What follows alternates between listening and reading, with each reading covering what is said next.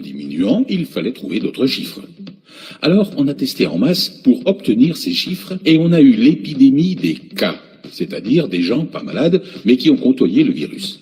Puis, pour culpabiliser tout le monde et augmenter les chiffres, on a inventé les cas contacts. Malheureusement, l'arnaque des tests PCR fut révélée.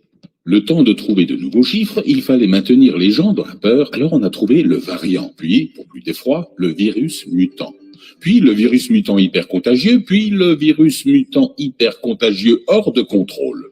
Et puis, voici la dernière trouvaille machiavélique qui va permettre de retrouver des chiffres tout en maintenant la peur, utiliser les enfants.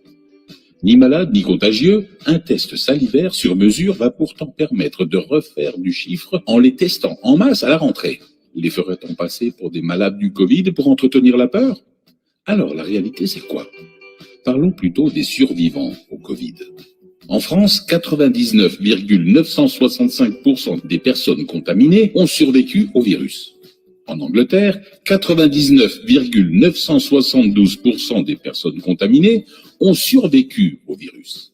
En Italie, 99,957% des personnes contaminées ont survécu au virus. Aux États-Unis, 99,983% des personnes contaminées ont survécu au virus. Ce sont des chiffres officiels que l'on ne vous présente jamais parce qu'ils sont rassurants. Quel est donc l'intérêt de faire peur à toute la population? Personne ne se pose la question. Alors, je voudrais simplement soustraire le pourcentage des personnes qui ont survécu aux 100% des personnes contaminées en France.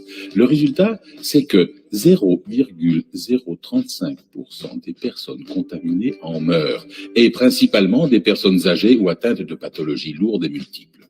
Donc, nos gouvernants ont ruiné notre pays, ont ruiné nos vies, ont ruiné notre joie de vivre, nous ont transformés en prisonniers et surtout ont supprimé en toute impunité nos droits fondamentaux sans qu'ils ne soient inquiétés d'aucune manière pour 0,035% des personnes porteuses du virus qui en meurent.